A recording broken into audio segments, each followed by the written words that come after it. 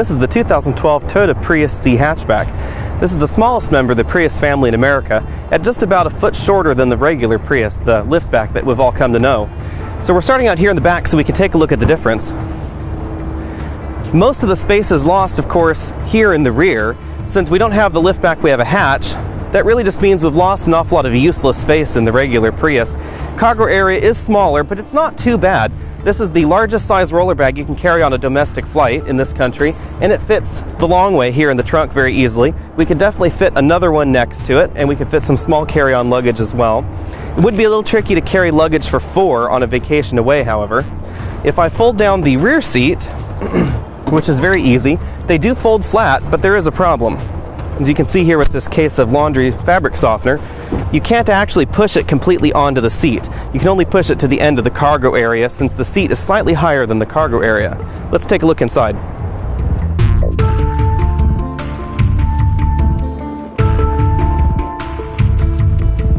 So inside the cabin of the Toyota Prius C, you'll find hard plastics, which is as you'd expect in a car that starts under $20,000. But everything is fairly nicely textured, fairly well laid out.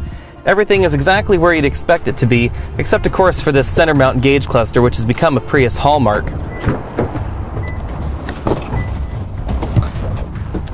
In the back seat, room is a little bit tighter than the regular Prius, yet again as you would expect in a slightly smaller hybrid. This front seat is adjusted for a 6'4" passenger that I had in the car earlier. As you can see, my legs are touching the seat back, but I could do this for a short trip, maybe to lunch, something like that. Longer trip, it might be less comfortable. As you can see, this is the folding seat back here. Our version does again have the 60/40 split folding seat. Popped back into position, the center seat is fairly uncomfortable and it rides considerably higher than the other seats as well, making my head touch the ceiling. This model is equipped with the optional sunroof, which is an $850 option, and it really does hurt the headroom here in the rear, but more so in the center seat than the side seats. If I scoot back to the side, you can see that even in this model, I have adequate headroom for my height.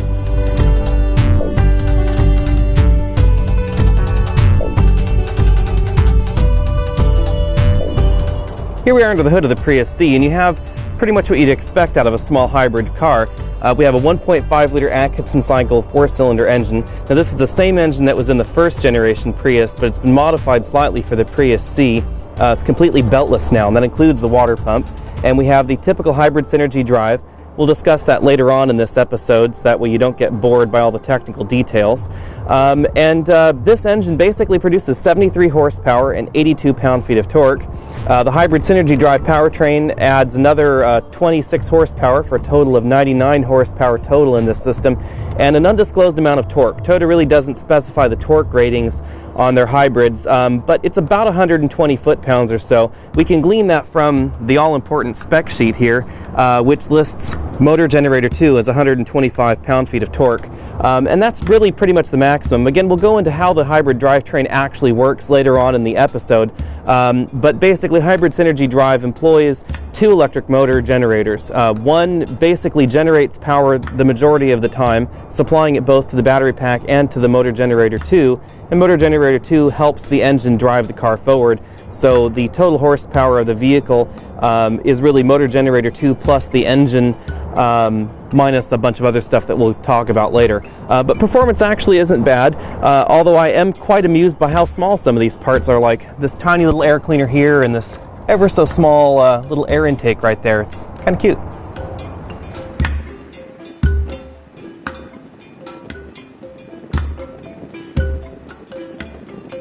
So let's be honest, the base Prius's electrofluorescent instrument cluster and display here in this center-mounted binnacle on the dashboard really is fairly low rent.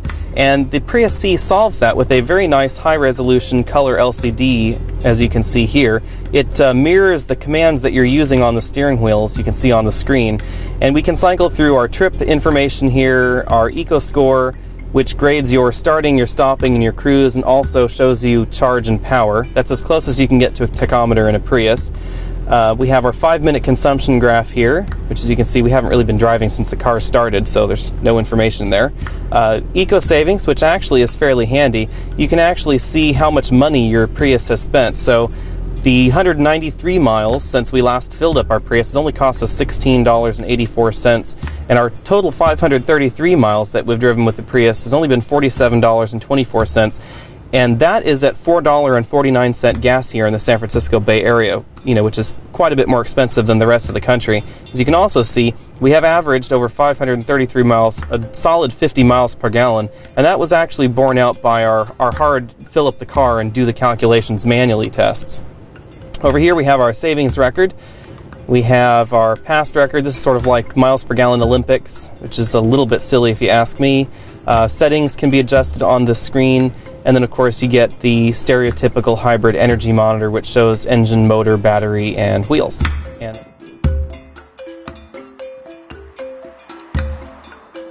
On the entertainment front, all Prius C models come with a basic AM/FM CD player with USB port, iPod connectivity, and 4 speakers, as well as Bluetooth streaming and Bluetooth phone integration. If you step up to the Prius 2, you also add an additional 2 speakers, and then stepping up to the Prius 3 and Prius 4, you get this lovely Entune system right here, which is a 6.1-inch touchscreen AM/FM CD player with iPod integration, HD radio, etc.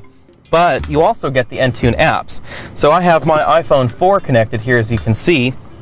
We'll take a look at the system here. Right now we're getting our energy monitor, which is the typical Prius screen. We also get our trip information. You can hit the apps button, and this is where you'll find things like your navigation interface, which once we confirm and it loads our map, you can see we have a system that's actually slightly different than the rest of the Toyota lineup. This is a little bit more basic. It's a little bit more consumer grade, handheld kind of navigation interface a la Garmin, although it is very functional. It takes voice commands for destinations, etc. You can also hit back here to the Applications tab. You can get weather with your local weather forecasts, as well as radar maps in this particular system. All this data is actually streaming off your smartphone, so you do have to have a smartphone in order to get traffic, as well as weather, stock, OpenTable, Pandora radio, etc. So you can see it shows our current position forecast. Right now it's overcast, 57 outside. We can get our radar map here, and this actually proved to be kind of handy because it was raining for a whole week, and it was interesting to see where the rain was coming and how it was affecting your travel. That was kind of nice. Not exactly terribly speedy, as you can see here in the video. There we go. So that's the radar map there. Hitting the audio button, and our audio is off, so we'll turn it on here. As you can see, this is my iPod interface here, so it does album art. You can browse your playlists, artists, albums, genres, etc. You do have access to iPod dynamic playlists in this setup, but you don't have access to Genius albums and playlists on this device.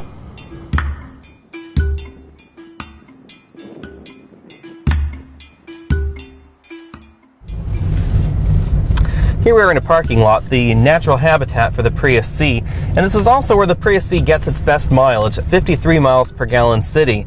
That's 2 miles per gallon city better than the regular Prius liftback. It does, however, get 2 miles per gallon worse on the highway, but there is a caveat to that one, as Toyota's numbers dictated by the EPA in the 2008 cycle really involve high-speed travel much higher than the average Prius driver probably would ever drive.